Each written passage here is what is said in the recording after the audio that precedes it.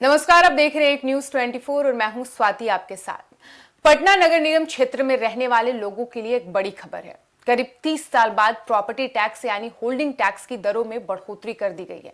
नगर विकास एवं आवास विभाग की मंजूरी मिलने के बाद नई दरें लागू कर दी गई हैं और इस फैसले के बाद अब पटना के मकान मालिकों और व्यवसायिक प्रतिष्ठानों को पहले की तुलना में लगभग 15% अधिक टैक्स देना होगा। नगर निगम का कहना है कि शहर का लगातार विस्तार हो रहा है और सफाई, सड़क, स्ट्रीट लाइट, नाली, जल निकासी और अन्य नागरिक सुविधाओं पर खर्च भी पहले से अधिक बढ़ गया है और ऐसे में राजस्व बढ़ाने के लिए टैक्स दरों में संशोधन जरूरी था। नई व्यवस्था का असर केवल दुकानों, मॉल, होटल और व्यवसायिक भवनों पर नहीं पड़ेगा बल्कि आम लोगों के घरों पर भी पड़ेगा। यानी चाहे आवासीय मकान हो या व्यवसायिक भवन, दोनों को अब पहले से ज्यादा टैक्स देना होगा। नगर निगम के मुताबिक विभिन्न प्रकार की संपत्तियों के लिए प्रति वर्ग फुट के आधार पर टैक्स तय किया गया है। पक्के मकान, एस्बेस्टस वाले मकान और कच्चे मकानों के लिए अलग अलग दरें लागू होंगी और साथ ही सड़क की श्रेणी के अनुसार भी टैक्स की राशि अलग होगी।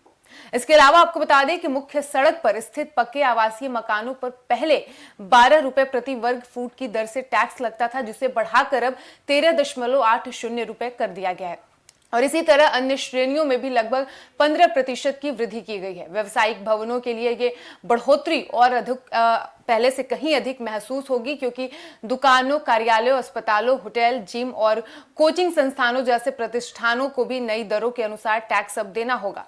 जो भवन प्रधान मुख्य सड़क पर स्थित है उन पर टैक्स का बोझ और बढ़ेगा। उदाहरण के तौर पर पक्के व्यवसायिक भवनों का टैक्स 54 रुपए प्रति वर्ग फुट से बढ़ाकर अब 62.10 रुपए कर दिया गया और इसी तरह अन्य श्रेणियों में भी नई दरें लागू की गई है। पटना नगर निगम का यह मानना है कि टैक्स बढ़ने से निगम की आय में अच्छी वृद्धि होगी और इससे शहर में विकास कार्यों को गति मिलेगी। अतिरिक्त राशि का उपयोग सड़क निर्माण, सफाई व्यवस्था, जल निकासी, स्ट्रीट लाइट और अन्य बुनियादी सुविधाओं को पहले से अधिक बेहतर बनाने में किया जाएगा। इसके अलावा नगर निगम अधिकारियों का कहना है कि वर्षों से टैक्स दरों में बदलाव नहीं हुआ था, जबकि शहर का आकार और आबादी लगातार बढ़ती रही। ऐसे में राजस्व और खर्च के बीच संतुलन बनाने के लिए यह फैसला लिया गया है।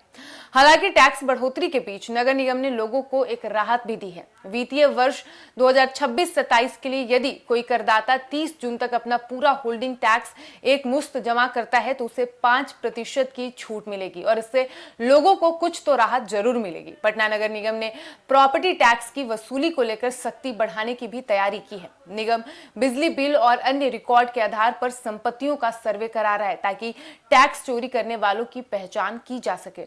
यदि किसी संपत्ति का सही आकलन नहीं कराया गया है तो जुर्माना भी लगाया जा सकता है। नगर निगम का उद्देश्य यही है इस पूरे टैक्स को लेकर कि सभी संपत्तियां टैक्स के दायरे में आए और राजस्व संग्रह में पारदर्शिता बनी रहे और इसके लिए ऑनलाइन सुविधाएं भी उपलब्ध कराई गई है जिससे लोग घर बैठे टैक्स अपना जमा कर सकेंगे। प्रॉपर्टी टैक्स बढ़ने का सीधा असर मकान मालिकों की जेब पर भी पड़ेगा। जिन लोगों के पास बड़े मकान या व्यवसायिक भवन है उन्हें पहले की तुलना में ज्यादा भुगतान करना होगा।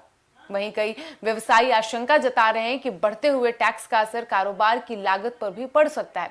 हालांकि नगर निगम का दावा है कि बढ़ी हुई आय का उपयोग शहर को बेहतर बनाने में किया जाएगा जिससे अंततः नागरिकों को ही लाभ मिलेगा। यानी कुल मिलाकर पटना में लगभग 3 दशक बाद प्रॉपर्टी टैक्स में हुई ये बढ़ोतरी राजधानी के लाखों मकान मालिकों और कारोबारियों को प्रभावित करेगी और अब आम लोगों को अपनी संपत्ति के अनुसार नई दरों पर भी टैक्स देना होगा, जबकि समय पर भुगतान करने वालों को 5% की छूट का लाभ भी मिलेगा। फिलहाल इस खबर पर आपकी क्या राय है? कमेंट बॉक्स में आप अपनी राय अवश्य लिखें और फिलहाल इतना ही और ऐसे ही तमाम खबरों के लिए बने रहिए हमारे साथ और देखते रहिए एक न्यूज़ 24। धन्यवाद।